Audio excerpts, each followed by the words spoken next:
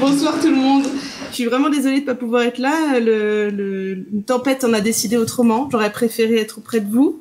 Mais bon, l'important, c'est que nos invités soient là. On va évidemment parler de désir ce soir. Je sais pas si ça fait de toujours parler d'étymologie, mais moi, j'aime bien toujours partir de l'étymologie. Et sachez-le, le mot désir dérive du latin desiderare, qui veut dire être face à l'absence d'étoiles. Je l'ai appris en préparant cette introduction. Et être face à l'absence d'étoiles, c'est constater l'absence de quelque chose, de quelqu'un. Et c'est pour ça que le désir reste encore associé à la souffrance de Tantale, ce personnage donc attaché, qui ne peut pas accéder à la chose qui lui fait envie. Et pourtant, est-ce que c'est pas là justement dans l'appétit, dans la libido, dans le besoin de liberté qui prend forme par l'imagination, qui prend forme par la contemplation, que se réalise notre façon d'être le plus réel, le plus profond, le moins construit socialement finalement. Alors, à notre époque, se rabattent en surface ou non, d'ailleurs, on pourra en discuter, les cartes du pouvoir. Et le désir, qu'il soit intime, féministe, politique, est devenu un peu un terrain de réinvention personnelle et collective. Désirer, c'est faire l'expérience du changement, c'est servir, ou au contraire, exploser les normes patriarcales, c'est remettre en question les rôles et les représentations fantasmées, explorer de nouvelles façons d'exprimer son autonomie, de s'affirmer, et finalement rencontrer les autres et surtout se retrouver en soi et soi. Alors moi je suis Anne-Laure Pinault, je suis journaliste féministe et j'appartiens au comité éditorial de La Déferlante. Hop, je ne sais pas si vous connaissez, c'est le dernier numéro qui est sorti ces jours-ci. Et le désir, justement, les créatrices de La Déferlante le connaissent vraiment très bien. Elles ont créé une revue féministe au milieu d'une béance. Et leur travail est né d'un besoin viscéral de publier des récits de vie féministe, des réflexions en cours sur nos façons d'être, maximisées et non minorisées. Les 4 premiers numéros, naître, manger, se battre, s'aimer, baiser vient en 9e, en disent long sur notre envie de réfléchir à notre désir, et nous sommes très heureuses d'avoir été invitées par les créatives pour cette table ronde. Et maintenant, c'est le temps de présenter évidemment nos chers invités, les stars du jour. Alors, je vais commencer par vous, Wendy Delorme. Vous êtes autrice, militante, performeuse féministe et enseignante à Lyon 2. Vous avez publié votre premier roman en 2007 qui évoque les subcultures queer à San Francisco. Et dans vos derniers romans parus chez Cambourakis, vous donnez à voir un renversement du rapport de force par la puissance féministe, collective ou solitaire. Et vous faites partie du collectif RERQ avec entre autres Rebecca Chaillon et Gorge Bataille, où vous faites de la poésie queer, anarchiste et qui fait un bien fou. Je vous conseille à toutes d'aller voir. Élodie Font, à votre tour, on vous connaît pour avoir mis un mot sur une expérience vécue par bon nombre d'entre nous, le coming in, le fait de se rendre compte qu'on n'est pas hétéro ou pas si hétéro. Et en tant que documentariste, vous avez réalisé un podcast à ce sujet, et dans l'essai À nos désirs, publié par La Déferlante, vous allez un peu plus loin en explorant la ou les sexualités lesbiennes, sur lesquelles il y a tant à dire. Vous venez de co-réaliser avec Pauline Verdusier une série d'émissions sur les pieds sur terre, et qui s'appelle Dernière nouvelle du sexe, que je vous encourage à écouter, et qu'on peut donc écouter sur France Inter. Enfin, last but not least, Axel Janwiquet, vous êtes une autrice afropéenne, podcasteuse, dramaturge, documentariste, créatrice de contenu aussi. Vous avez écrit Journal intime d'une féministe noire, que vous tous devriez lire. Il est vraiment ouf. Et vous avez aussi travaillé sur l'articulation entre intime et collectif avec des podcasts comme Me, My Sex and I, La fille sur le canapé et roulement de tambour, je suis noire et je n'aime pas Beyoncé, qu'on peut écouter sur France Q, la bien nommée. Voilà. Chaque question qui vont être posées, évidemment, sont juste des invitations à réfléchir ensemble, et vous êtes bien entendu invités à vous relancer les unes les autres ou à vous couper dans un respect total, hein, bien sûr, si vous en avez envie. Encore une fois, désolée de ne pas être là. Mais bon, c'est pas grave. Alors ma question première est peut-être un petit peu bateau, mais je pense toujours sympathique. Justement, qu'est-ce que c'est que le désir pour vous? Qui démarre? Alors, Elodie, comme tu nous as fait la définition du désir et que avec cette idée dite d'étoile, d'un manque d'étoiles, je vais essayer d'être à la hauteur de cette première définition. Moi, je dirais que le désir, c'est la rencontre. C'est la rencontre avec soi, avec les autres, et ce qui nous meut, en tout cas moi, ce qui me meut, ce qui me donne envie, ce qui me rend vivante. Non ? Faut m'aider quand même, parce que c'est vrai que si vous rebondissez pas du tout... Moi, ça me parle en tout cas. C'est mon tour. Oui, pour moi, c'est un moteur. Et il y a les périodes sans désir, et qui sont plus compliquées. Mais je parle même pas de désir sexuel. En fait, pour moi, le désir, c'est lié à l'écriture, c'est lié à l'envie de vivre. Et on peut avoir dans une vie des phases d'aquabond qui peuvent durer. Quand le désir est là, il y a la création qui est là aussi. Un peu comme une pulsion ?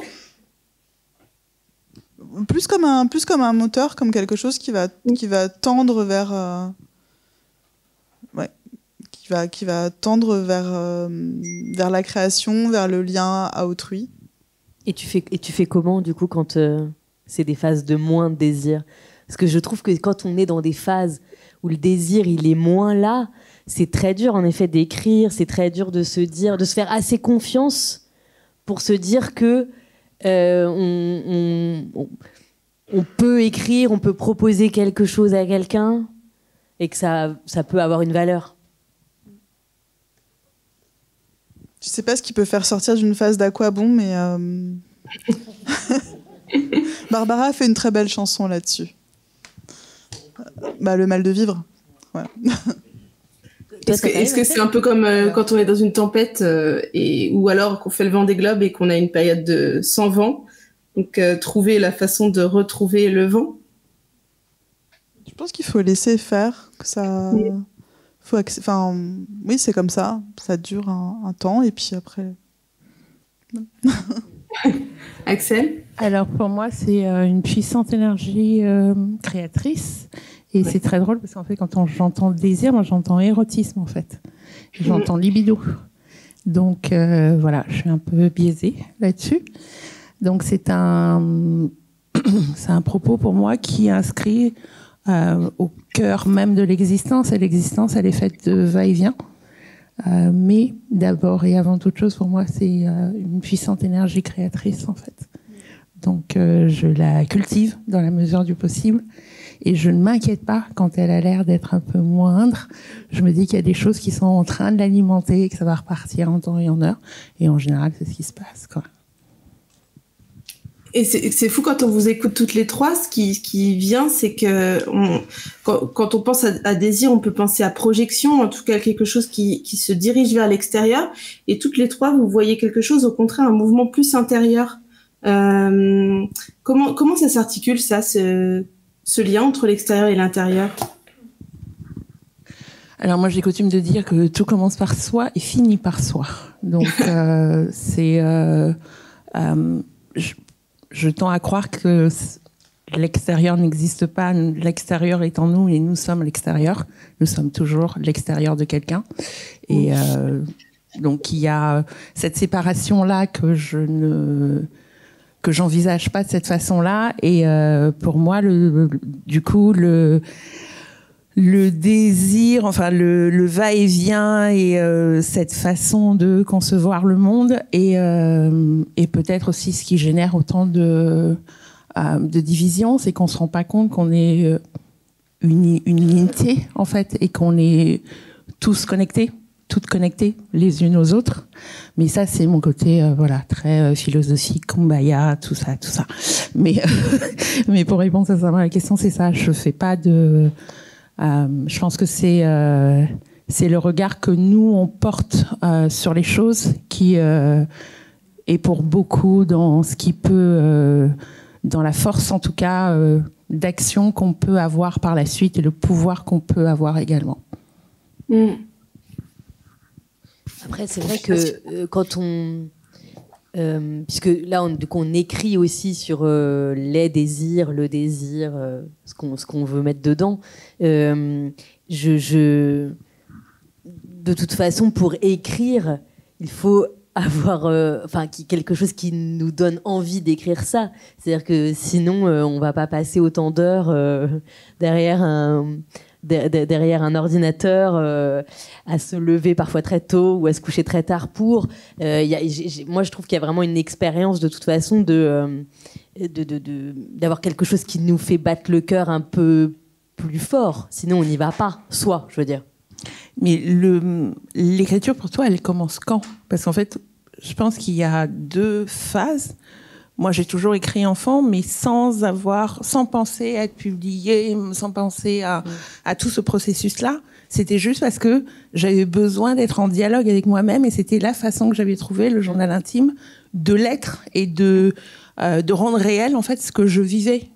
Pour le coup, couché sur le papier, ça devenait réel et c'était pas juste dans ma tête. Donc, à quel moment, pour toi, en fait, ce process-là, il s'est mis en place? Enfin, à quel moment est-ce que tu as eu envie d'écrire, en fait? Écoute, c'est très, très précis. Puisque j'avais 9 ans et demi, parce que je commence mon premier journal en disant « Je m'appelle Élodie, j'ai 9 ans et demi ». C'est très mignon. Du coup, je vois très bien l'image. C'est dans un agenda, mais extrêmement laid. Je sais pas pourquoi j'ai écrit c'était 1 page par jour.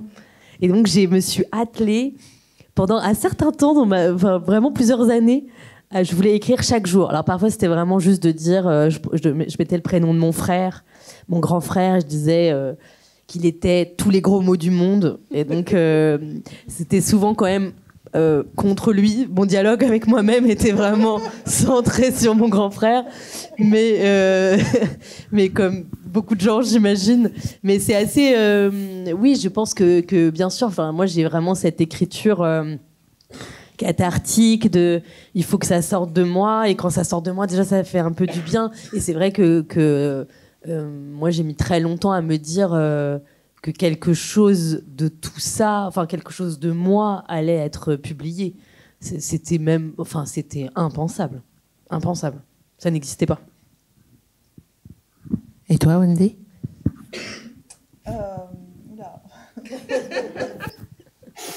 Si ça ne te parle pas, il n'y a pas de problème. Hein. Si, mais en fait, dans la question du désir et de l'écriture, il y a comment t'écris le désir. Et à un moment donné, à l'époque où je commence à être publiée, j'ai 26-27 ans. Et il y a cette question de les subcultures queer, je les découvre surtout aux États-Unis. C'est beaucoup plus facile de parler de sexe en anglais. C'est beaucoup plus sexy. Et en fait, je me coltine la langue française. Voilà. Et donc, du coup, la gageure pour moi, c'était d'écrire en français. Et j'ai fait un texte là-dessus dans mon 2e livre. Il s'appelle Dirty Talking. Où justement, je parle de ce rapport à la langue et de comment tu dis le sexe, comment tu dis le désir dans cette langue-là, qui est la langue de Napoléon, quoi, de l'Académie française, de Louis XIV, de tous ces gars. Et en fait, aujourd'hui, je vois des livres sortir. Là, déjà, moi, je voudrais faire sa pub. Il y a Alex Tamessilia qui a sorti un bouquin qui s'appelle Le féminisme. Attends, vous avez le titre quelque part? Je cherche. Le féminisme va te faire quitter ton mari, tuer tes enfants, détruire le capitalisme et devenir transpédéguine. Je crois que c'est ça le titre. Et en fait, je vois ce livre qui est sorti avec une typo de Bye Bye Binary qui permet déjà de transformer la langue française pour pas qu'on soit dans cette binarité d'accords de genre et qui mixe et la poésie et la sexualité et quelque chose de l'ordre du manifeste aussi. Je me dis, ok, en fait, on a pris la langue. On est arrivé à un endroit intéressant en fait dans le monde de l'édition et de la littérature. On travaille la langue avec le désir plutôt que à l'époque, je le vivais plus comme une contrainte. Mais de la contrainte naît la créativité et voilà, il se passe plein de choses intéressantes éditorialement parlant en ce moment. Et justement, tu fais un pont très intéressant autour du genre. Est-ce qu'on peut se demander si le désir est genré comme le proclame à corps et à cri le marketing et les médias, et surtout, on peut réfléchir à la question, à l'expression, en tout cas, l'objet du désir. Vous avez écrit sur cette posture d'être objet du désir et de devenir sujet, avec un renversement qui se fait au fil de vos bouquins, au fil de vos vies aussi. Justement, Wendy, je pensais à vous en particulier, qui avez fait du burlesque, par exemple. Est-ce que ce renversement, c'est la façon d'être OK avec le désir, de devenir OK avec le désir? À l'époque, j'ai 25 ans, j'en ai 45 aujourd'hui, donc tu vois, c'est pas la même. Non. Mais puis ça pose plein de questions de commencer à prendre de l'âge. Ça pose plein de questions qu'on se pose pas à 25 ans en fait. Mmh. Mais non, mais la grosse différence entre il y a 20 ans, quand je commence à me coltiner l'écriture du sexe en français, et maintenant, c'est déjà tout ce dont j'ai parlé tout à l'heure. Et c'est aussi que maintenant, on me commande des textes qu'on me paye bien, où je peux écrire sur des scènes de fist entre Gwyn, quoi. Je suis là, waouh. Il y a 25 ans, on me disait ce que tu fais, c'est segmentant, parce que j'arrivais pas j'avais du mal à trouver en littérature des choses qui ressemblent à ce vécu-là du corps et du désir. Il y avait des scènes quand même. Dans Superstar de Anne Scott, il y a une scène, celles qui savent, vers la fin du livre, enfin le dernier tiers. Après, il y a évidemment Thérèse et Isabelle de Violette-le-Duc. Enfin, il y a plein de personnes en littérature qui ont écrit sur les sexualités queer depuis leur époque, leur langue, etc. Mais ça, c'est pas non plus majoritaire, quoi. Donc, et quand j'arrive en littérature avec ces thématiques-là, déjà on me dit que c'est pas du roman, mais que c'est du récit.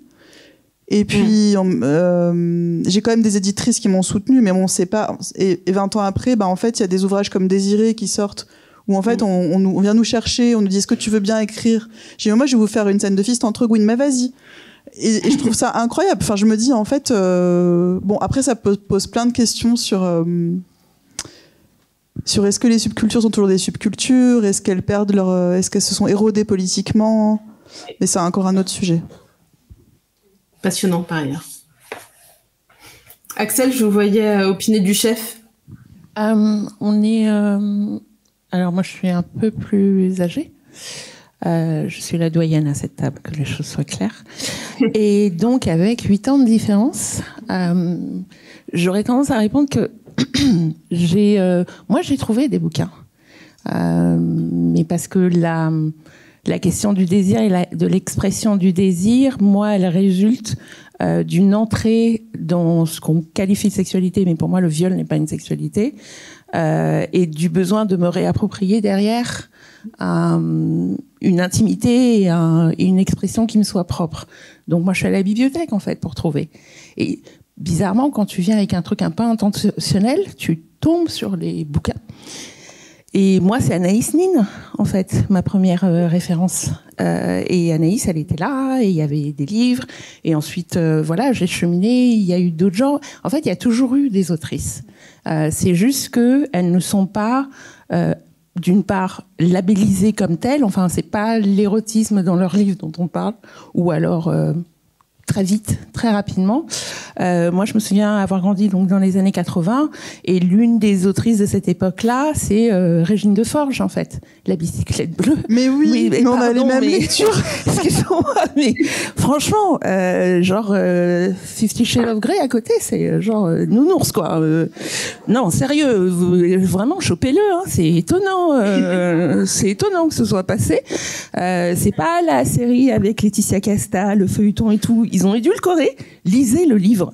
Parce que vraiment, elle s'en donne à cœur joie, mais parce que de force... La scène de dépucelage, on en parle. On en parle ou On pas? en parle. Non, sérieux, lisez-le. Mais c'est la nana qui commande, quoi. C'est génial. C'est Léa pendant la Seconde Guerre mondiale, qui est aux manettes, en fait. Et du coup, oui, ça me fait penser d'ailleurs que on vous dit toujours que il y a toujours eu des femmes désirantes, en fait. La question que Anne-Laure posait, ça me fait penser à l'expression du désir. Quand on parle de genré, on n'est pas logé à la même enseigne qu'on soit un homme ou une femme. Mais ça ne veut pas dire que les femmes n'ont pas été désirantes et n'ont pas été en mesure de faire cette proposition. Ça veut juste dire qu'elles n'étaient pas mises en avant ou qualifiées, dans le meilleur des cas, de folle hystérique et de salope et de voilà, et que des trucs bien qu'il faut se réapproprier aussi au passage, comme ça on règle les trucs.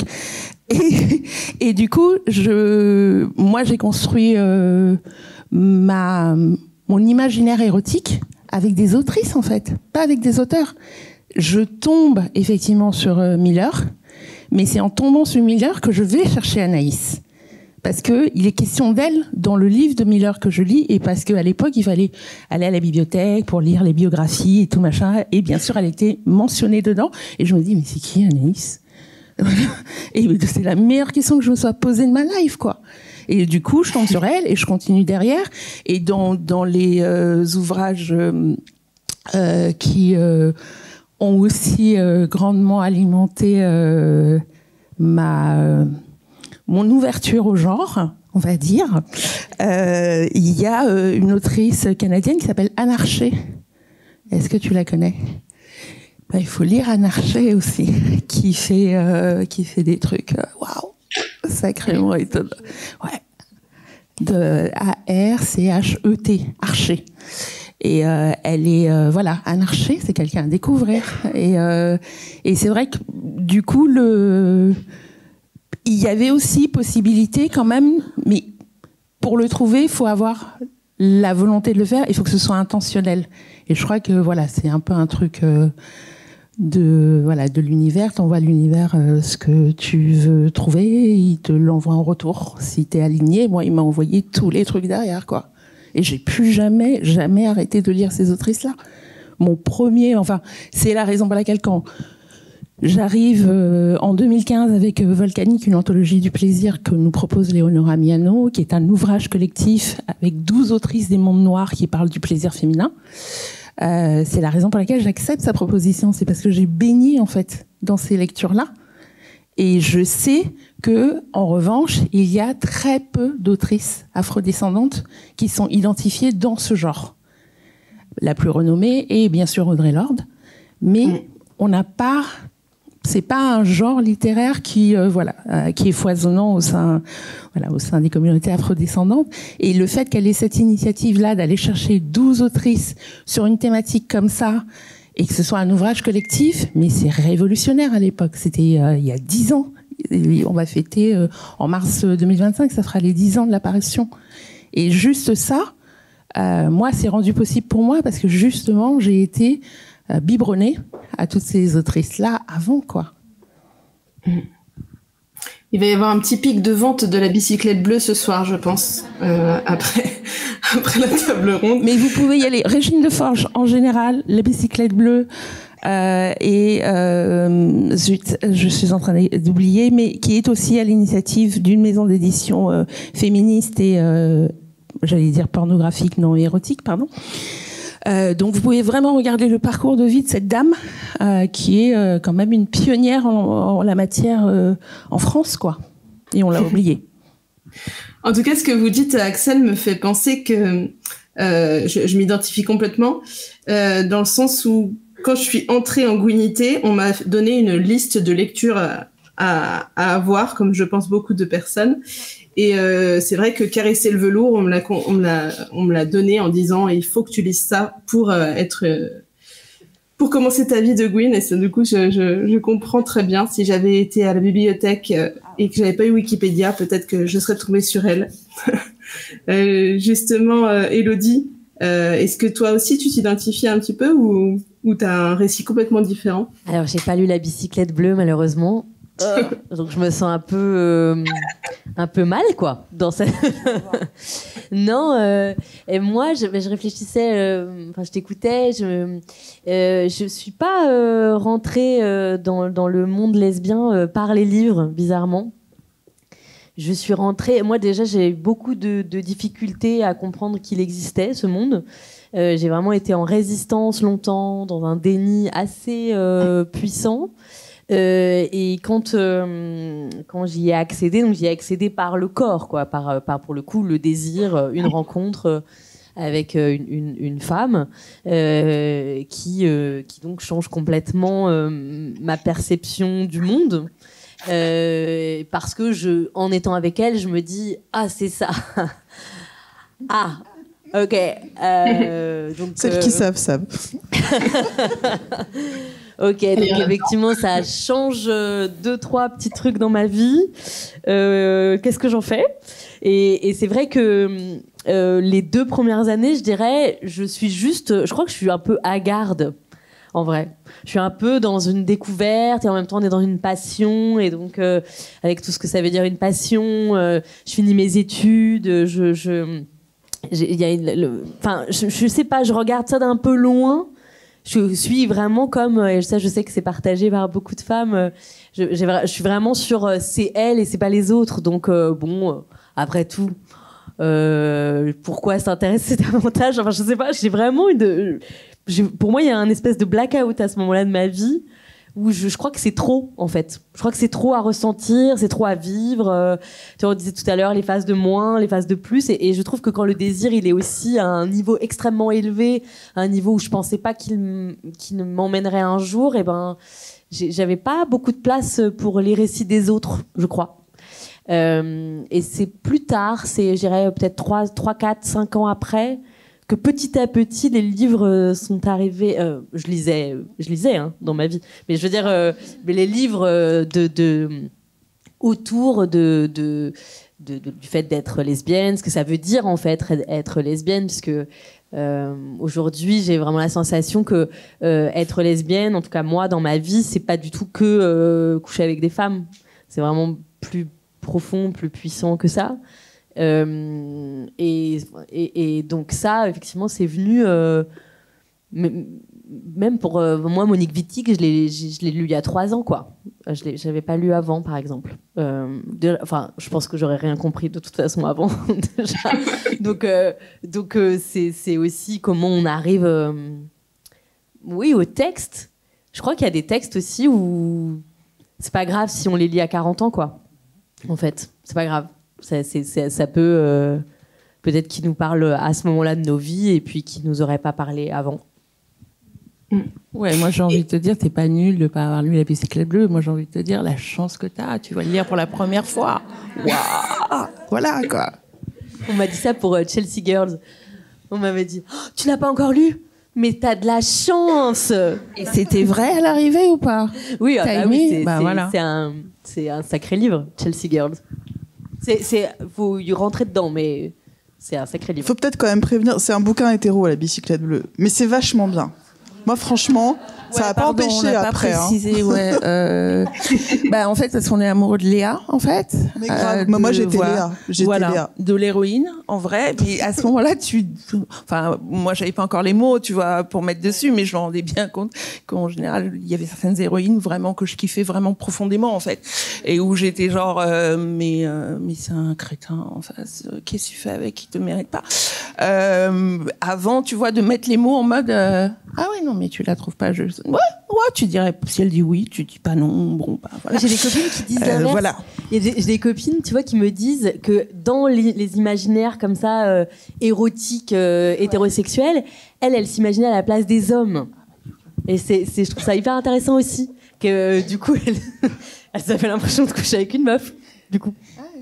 Tu vois le cheminement. Ouais, c'est tordu. C'est pas moi. C'est pas moi, donc. Mais queer, ça veut dire tordu, hein, donc on est dedans. On est dans la thématique. On est ok. Et justement, Élodie, tu parlais un peu de chamboulement, en tout cas de trouble. C'est à peu près ce que tu voulais dire tout à l'heure, et ça fait partie quand même de la première partie de ton livre, qui à nos désirs donc. Est-ce que c'est parce que au moment où cette personne te bouleverse, il y a une façon de redéfinir ce que tu vivais dans ce que tu mettais sur l'étiquette désir auparavant? Est-ce que le désir fait toujours désordre? En fait, c'est pas que ça a repensé ce que je mettais dans le désir avant, c'est qu'il n'y avait pas de désir avant. Donc, c'est que je me suis forcée à essayer de rentrer dans un moule où je n'avais absolument pas de place pour mon désir. Donc, c'est surtout de la douleur, de la violence envers moi-même, principalement. Et du coup, j'avais l'impression d'être étrange, mais dans le mauvais sens, pas dans le sens queer, quoi. Dans le sens, j'ai un problème physique, je suis la seule femme en France apparemment qui n'aime pas coucher avec quelqu'un. Vraiment, je me sentais à part. Et c'était très violent parce que je trouve que c'est une thématique qui est difficile à exprimer auprès de soi quand on... Moi, j'étais pas très entourée à l'époque, en tout cas, de personnes qui sortaient de la norme. J'habitais dans un petit village à la campagne. Je savais même pas très bien que l'homosexualité existait, pour être honnête. Et en tout cas, c'était pas venu jusqu'à moi ou pourquoi, je ne sais pas. En tout cas, c'était pas venu jusqu'à moi. Et donc, c'est surtout beaucoup de douleur pour moi, le désir, dans un premier temps, puisque c'est quelque chose de très contraint. Je me dis, il faut y aller. C'est un enfer, a posteriori. Puis c'est long, quoi. Mais moi, j'ai fait ça pendant 7 ans, quand même. Donc, 8 ans, même. Donc, c'est très long avant d'oser me dire à moi-même... De toute façon, t'as plus le choix. Parce que moi, la première fois que j'embrasse une femme, elle m'obsède depuis déjà un petit moment, quoi. Et elle s'est dit, on va s'embrasser, quoi, on va le faire. Donc, et elle sait déjà qu'elle est lesbienne. Donc, elle est pas du tout dans la même construction que moi. Et elle a compris tout de suite qu'il allait se passer quelque chose. Moi, mais c'était trop fort. Donc, moi, le désir, il est arrivé à moi. Le désir pour une femme, il est arrivé comme un tsunami, quoi. Quelque chose qui m'a emporté très, très loin. Et tant mieux pour moi. Hein. Mais c'est... Et c'est drôle parce que parfois, quand je repense à cette période et que je continue à me dire... non, mais attends, après, je crois que j'étais vraiment très imprégnée, par exemple, de ce que pouvaient en dire les gens autour de moi. Hein. Mais d'avoir continué pendant plusieurs années encore derrière à me dire... non mais c'est que elle, ça va passer, je vais revenir où? C'est terrifiant, je trouve, de ce qu'on peut se raconter à soi. Encore 3 ans, moi, après avoir embrassé une femme pour la première fois, donc on s'était séparés à peu près 14 fois, évidemment, parce que je vous ai dit que c'est une passion, donc avec tout ce que ça veut dire avoir une passion quand on a 23 ans. Et c'était... je sais que Enfin, 3 ans après, j'ai pris conscience, je me le suis formulé à moi-même, mais parce que j'avais des pensées extrêmement sombres, j'avais beaucoup de mal à accepter qui j'étais, et j'ai fini par me dire, bon, Élodie, c'est fini, quoi. Enfin, je veux dire, à un moment, il faut faire le deuil de ce que tu n'es pas, ce que tu seras jamais, et vraiment, donc là, j'ai pu me dire, et tant mieux, allons-y, quoi, embrassons-le. Est-ce que vous vous identifiez, vous aussi, à la même chose, le fait de devoir couper le cordon avec quelque chose? Moi, j'adore les histoires de coming out à soi-même, de première fois. Et je m'identifie à fond.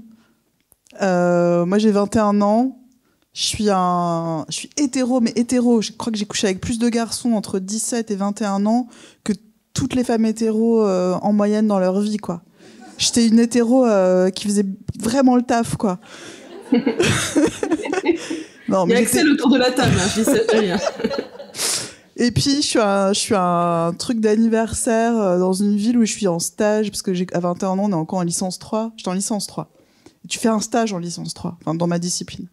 Et je suis à un grill party en Allemagne, tu sais, on fait griller des trucs, un barbecue, quoi, d'anniversaire. Et je suis avec un mec qui me drague, qui a mon âge, et il y a une fille qui passe avec des cheveux courts, silhouette androgyne. Et le gars qui me drague me dit sois pas choqué, elle est en couple avec une autre fille. Et moi j'ai été forcément lui parler à elle, et cette personne a été la première passion de ma vie, de ma nouvelle vie en fait. Et je me suis dit, j'étais tellement obsédée par cette personne, mais tellement à fond, mais tellement, c'était physique. Je me transformais au niveau moléculaire, quoi. Et du coup, je suis allée voir un psy et je lui ai dit, parce que moi, je me suis pas dit, je suis lesbienne, youpi. Je me suis dit, j'ai un problème. Enfin, tu sais, on est en 2004 à l'époque, je sais pas, tu vois. Et non, plus, attends, 21 ans. Non, on est même plus, on est 2002 du coup. Bon, bref, peu importe, je sais pas compter. Et je vais voir ce psy que je trouve dans le bottin. Et là, j'ai eu la chance de ma life. Parce que, en fait, le gars, je vais le voir et je lui dis bonjour, voilà. En fait, je suis amoureuse d'une fille. Enfin, je suis obsédée par elle. Et on vivait quand même une histoire. Hein. J'étais pas toute seule avec mon obsession. On a quand même vécu un truc. Et il me dit, mais est-ce que vous êtes en souffrance? Je dis, mais non, mais juste, je pense qu'il y a un truc qui va pas, quoi. Il me fait, mais écoutez, moi, je suis là pour les gens en souffrance. Donc, si vous ne... Il était très sérieux à son bureau et tout. Et je sais plus le nom de ce psy, mais il était à Levallois-Perret, et je voudrais dire à ce monsieur merci. Voilà. Ah oui. T'as eu de la chance de tomber sur quelqu'un comme ça dans le beau temps. J'ai tellement eu de chance. T'imagines, j'aurais pris 10 ans de psychanalyse, parler de mes parents, qui sont très sympas en plus. Enfin, voilà, non, en fait, le gars, enfin, voilà, c'était réglé en 10 minutes, quoi. Ouf. Mais c'est vrai ce que tu dis, que c'est vrai que c'est un désir dans lequel on rentre pas forcément. Enfin, je trouve que la joie vient peut-être dans un temps, même si le deuxième temps il est juste après. Mais tu vois, parfois tu rentres dans cette sexualité et t'es paniqué, quoi. Enfin, ça arrive en tout cas. Il y a des gens qui vivent ça extrêmement bien très vite et c'est super pour eux. Mais je trouve tu peux rentrer dans oui, par le fait de te dire mais qu'est-ce qui m'arrive. Oui, puis il y a ce truc que moi je découvre ça, enfin je vis ça, et au même moment je découvre ce que c'est que de ne pas pouvoir tenir la main de la personne que tu désires dans la rue. Parce que jusque-là, c'était pas un problème, et tout d'un coup, ça devient compliqué, voire dangereux. Et c'est pour ça que en fait ma vie a basculé. C'est-à-dire que cette prise de conscience de je désire quelqu'un qui est pas un mec cis hétéro, elle va de pair avec une prise de conscience que je serai plus jamais la même dans cette société. Voilà. Ouais, tu parles d'un shift dans ton corps qui devient un corps lesbien et qui doit avoir des nouveaux réflexes, en fait. Et puis c'est ce qui m'a vraiment rangée de ce côté-là, en fait. C'était parce que j'aurais pu continuer aussi une vie hétéro, mais en fait que ce soit le désir ou la prise de conscience politique qui va avec, ça te change tellement que tu peux plus être la même dans ce monde, en fait. Et toi? Alors moi, c'est pas tout à fait la même histoire. C'était assez, ça allait de soi. En plus, moi, ce à quoi j'ai été confrontée très vite, c'est le petit bashing qu'il y a à l'égard des personnes bi. Voilà, parce que c'est comme ça que j'ai été perçue et je suis encore perçue de la sorte aujourd'hui. Et il y a un petit truc à régler à cet endroit-là, je pense, de conversation aussi.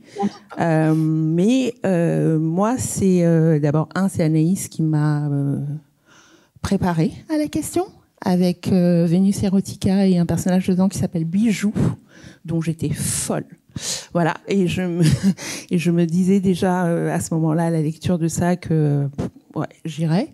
Ensuite, c'est ce que je lisais, quelques représentations dans des livres et puis dans des films aussi, où vraiment, voilà, je comprenais que ouais, c'était pas juste. Enfin, non, j'avais envie de cette personne en face, et moi, ma première expérience est un peu drôle, je la raconte dans Journal intime d'une féministe noire.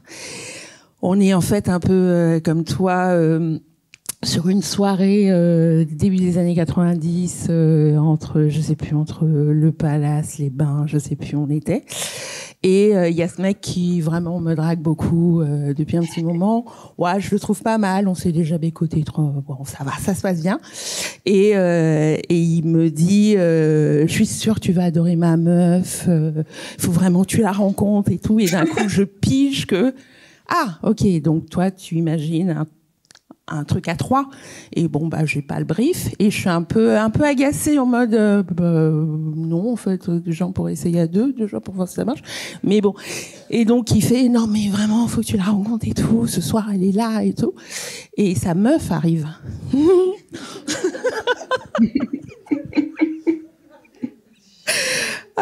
Et il n'a jamais compris qu'en fait il n'y a jamais eu de threesome, mais il y a eu un deux-some mais sans lui. Parce que nous deux, on s'est regardés toutes les deux, genre, on va s'en passer, hein. Voilà.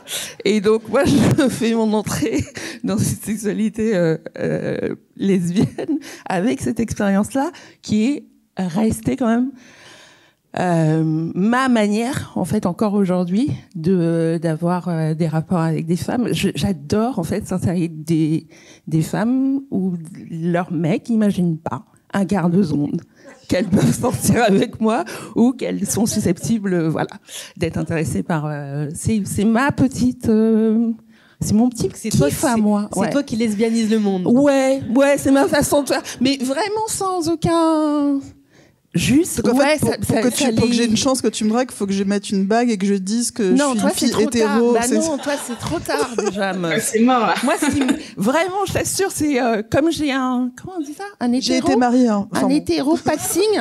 Non, mais comment vous appelez ça, un hétéro passing? Tu sais, en fait, les mecs n'imaginent jamais en fait que je sors avec des femmes. Il y a des mecs qui sont tombés raides en découvrant le journal en se disant mais c'est-à-dire. Tu sais le genre. Ouais, mais parce que pour eux, je rentre dans plein de critères très hétéronormés en fait. Et en plus, de par aussi l'appartenance culturelle, c'est un peu difficile à concevoir aussi que je puisse pratiquer des relations sexuelles avec des femmes et en avoir également avec des hommes. Enfin, il y a tout un truc, un imbroglio pour eux. Et de toute façon, c'est compliqué en général pour les hommes d'imaginer qu'on a un désir propre et qu'il est aussi vaste que ça.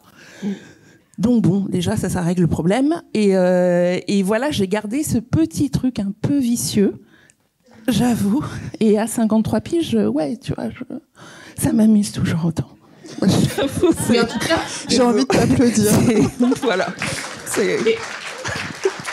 Et en tout cas, dans ton journal, justement, on le note, ton petit shift et ton petit côté vicieux, j'oserais pas dire ça, mais il y a quand même un basculement dans ta... Donc, pour celles qui n'ont pas lu le journal encore, elle décrit tous les plans... toutes les personnes qu'elle rencontre dans sa vie sexuelle. Et quand même, il y a un moment, un shift où tu prends du plaisir justement à décrire les hommes puissants, puissants dans le sens, ils répondent aux questions, ils sont gentils, et c'est pour ça que tu veux rester. Et c'est pour ça que tu décides de les mettre dans ton livre. Et ça, je trouve que c'est archi fort parce que justement, tu montres que ton désir a changé vers quelque chose de révolutionnaire. C'est-à-dire que j'ai décelé chez un certain nombre d'entre eux une part féminine qui était en connexion avec la mienne.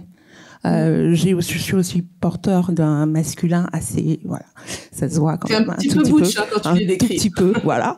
Mais certains d'entre eux étaient porteurs d'un féminin qui m'a touchée et qui a réparé beaucoup de choses. Que commencer votre vie sexuelle avec une agression, avec un viol à l'âge de 11 ans, c'est pas le meilleur départ dans la vie, en vrai de vrai.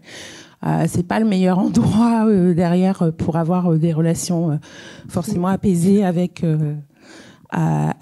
les hommes, avec les membres de la gente masculine. Après, ce qui s'est passé, ce qui aide aussi considérablement dans le cas de moi, de mon histoire, c'est d'avoir découvert, il y a un secret des origines concernant ma naissance. Et du coup, je découvre assez tardivement que celui que je pense être mon père ne l'est pas. Et je découvre qui est mon véritable père, qui s'avère être quelqu'un de vraiment très bien, qui s'avère être un homme très bien et un père. J'ai eu beaucoup de chance. Et ça permet aussi ça, de réparer des choses jusqu'à la découverte de ça, par exemple, pour vous dire à quel point ça peut impacter l'agression moi que je subis à l'âge de 11 ans est faite par un homme noir de mon entourage, et au moment de la découverte de la réalité, enfin de mon histoire personnelle, je n'ai jamais voulu coucher avec un homme noir derrière. C'était juste impensable, inimaginable.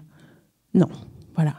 Et il faut que je découvre que dans mon histoire, il y a un homme noir porteur d'un masculin solaire pour que d'un coup, ça soit rendu possible.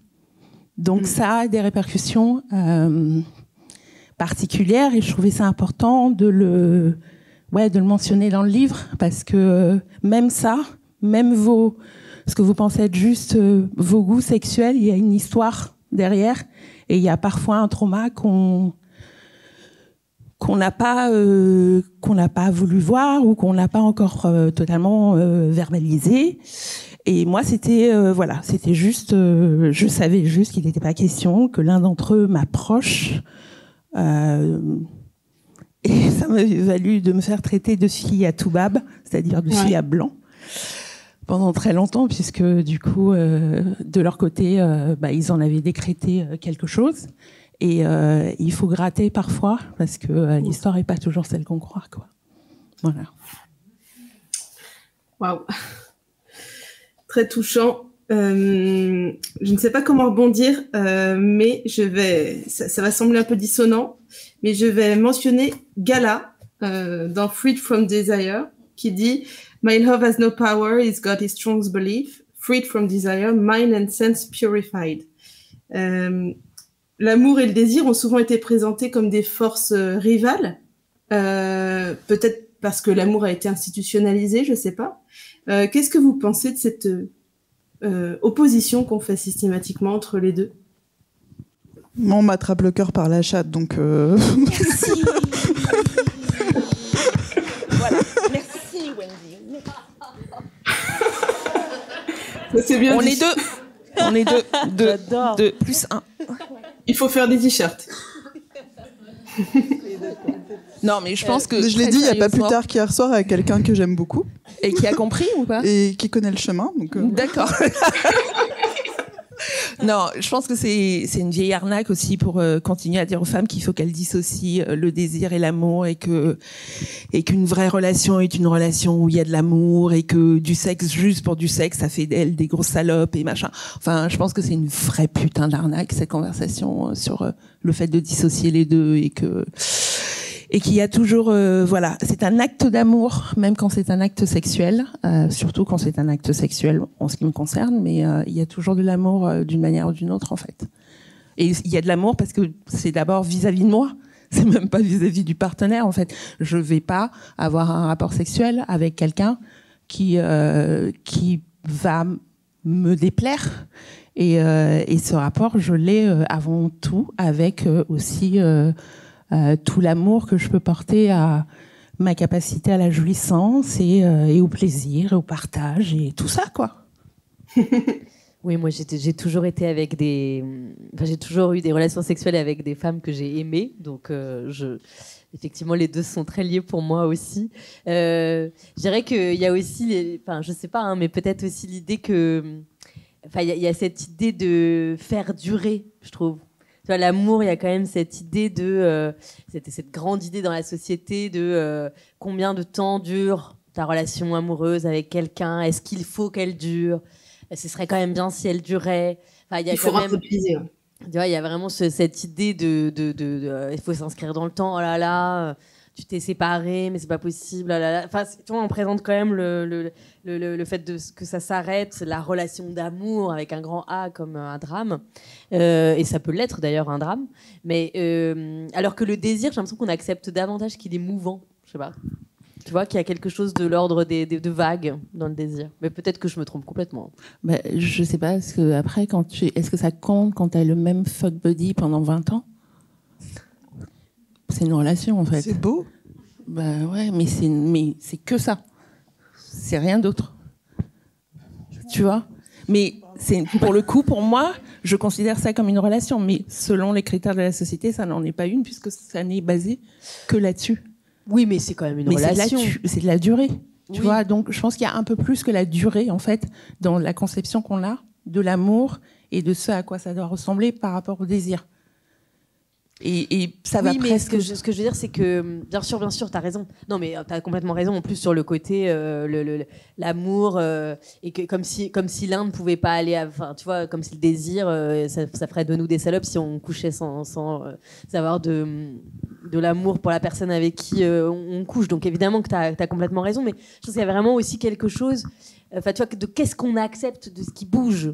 Tu vois, de ce qui est là, de ce qui n'est plus là, de ce qui est là un jour, de ce qui n'est plus là, je sais pas, 3 ans plus tard, et tu sais pas très bien pourquoi. Enfin, tu vois, il y a quand même quelque chose de. Je trouve que le désir.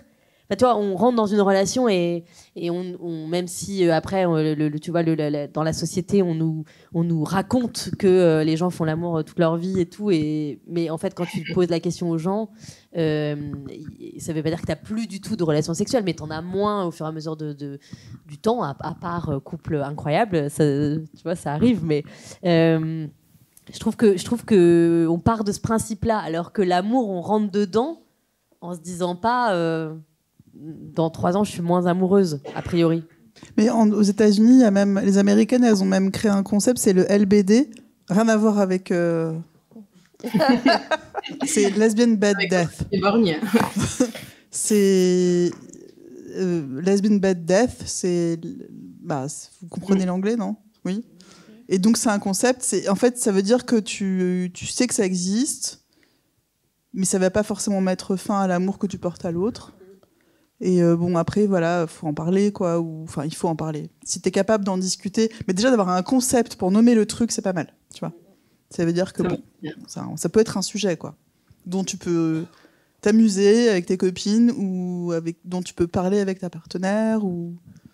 Mais c'est un vrai truc. Enfin, tu peux être toujours très très amoureuse de quelqu'un, mais le désir, la flamme. N'est plus là parce que y a une intimité qui s'est transformée en autre chose. Voilà. T'as dit la flemme, je trouve ça très.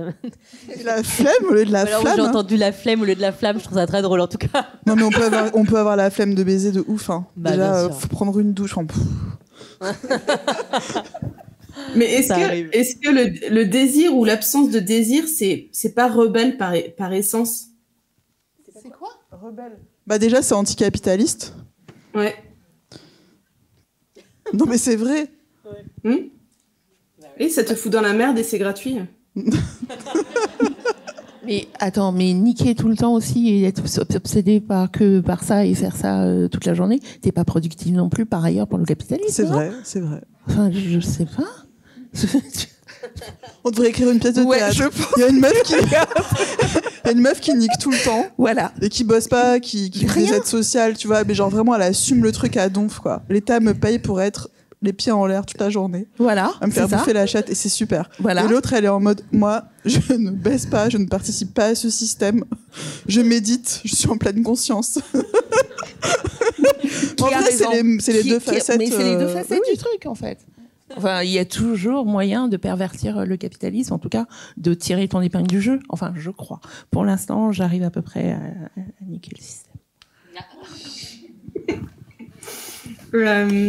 Vous avez toutes les trois écrit sur le désir, mais avec le point de vue ancré de femmes fortes, hyper déterminées et qui s'inscrivent en tout cas dans certaines vagues du féminisme.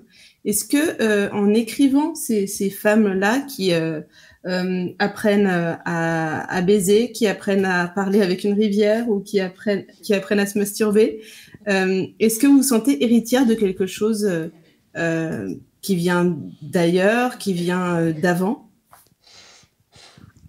Moi, personnellement, oui. Parce que j'accorde une grande importance à la transmission sur toutes ces questions-là.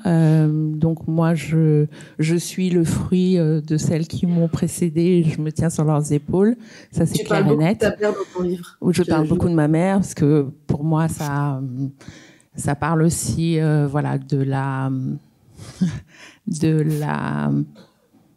l'individualité qu'on confère à nos mères ou pas.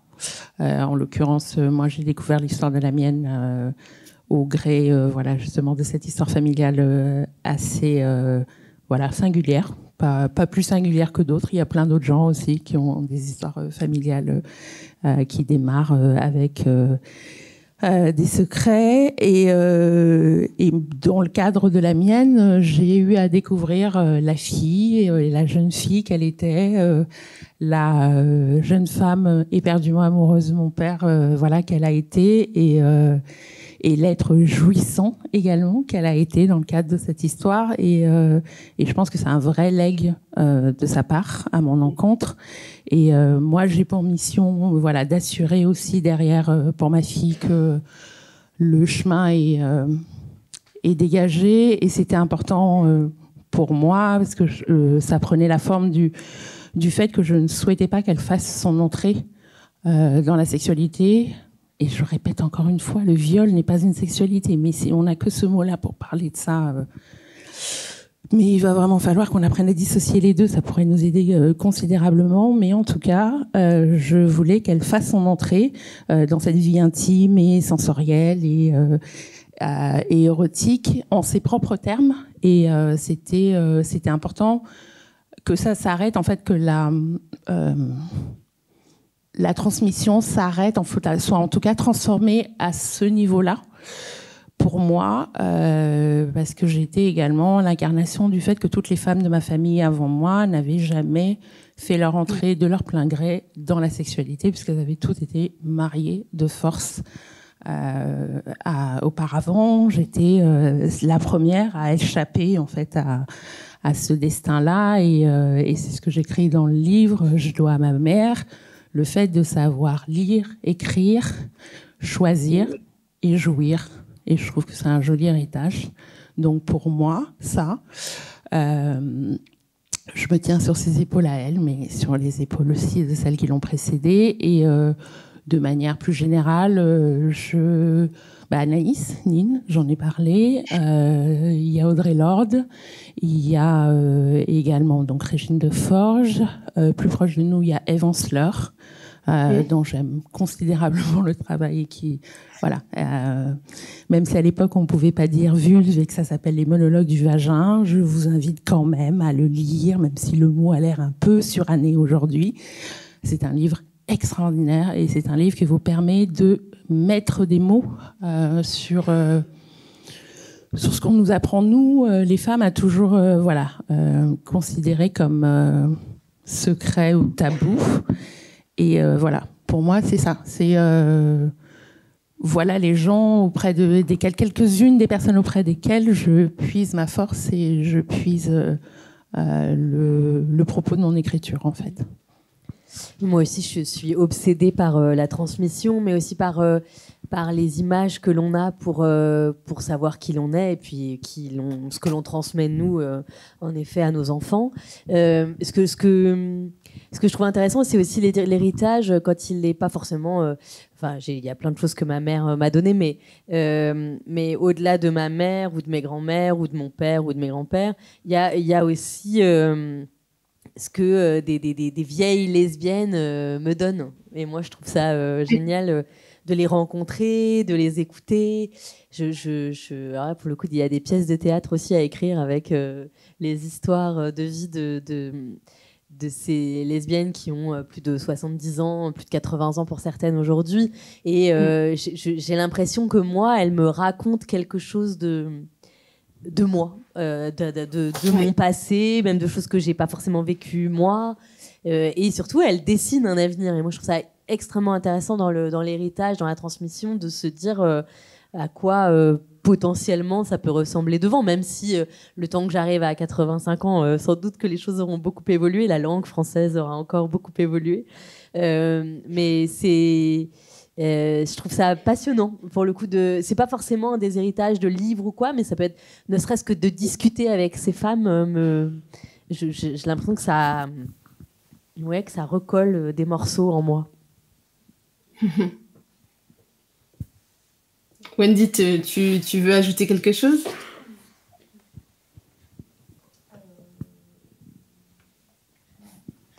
Non. Je voulais juste mentionner un livre d'une personne qui n'est pas autour de la table, mais il y a Désir dedans. Un désir démesuré d'amitié. Pendant très longtemps, les relations entre les femmes, leurs confidences, c'était au creux des lavoirs, dans les cuisines, dans les salons littéraires. C'était pas au vu, au su, c'était pas dans un beau salon qui ressemble à Versailles. Est-ce que c'est pas ce qu'on peut construire tous ensemble, ça, ce désir d'être ensemble et de réfléchir ensemble au monde qui arrive? Ouais. Il va falloir. Hein. Oui, et puis... oui, parce que c'est des espaces de sécurité aussi qu'on cherche. Et au-delà de ça, pardon, la phrase, on l'a prononcée 450 000 millions de fois, je suis désolée de le redire à nouveau, mais c'est encore une fois la preuve que l'intime est politique, en fait, que dans ces lieux-là, en fait, il y avait déjà de la subversion, même si c'était pas ce qu'on considérait comme le public. Ce que nous, on se disait entre nous, dans les lavoirs, dans les maisons, etc. Il y a toujours eu ce qu'il fallait, en fait, pour une révolution, et que la révolution, elle est d'abord dans ce que nous, on partage déjà entre nous. Et à ce niveau-là, on peut transformer les choses. Et on est en train de le faire, on le fait de plus en plus, parce qu'on est de plus en plus consciente que cet endroit-là n'est pas si mineur qu'on a bien voulu nous le faire croire, et que c'est peut-être l'endroit le plus subversif, même, en vrai, de vrai. Mm-hmm. Et puis il y a beaucoup de réflexions en effet qui sont menées sur comment on vit entre femmes. Il y a ça pour le coup depuis les années 60-70. Aux États-Unis, il y a des villages entiers de femmes qui ont fait sécession. Je trouve ça c'est extrêmement intéressant de lire là-dessus. Et je crois qu'il y a effectivement un besoin de se dire comment.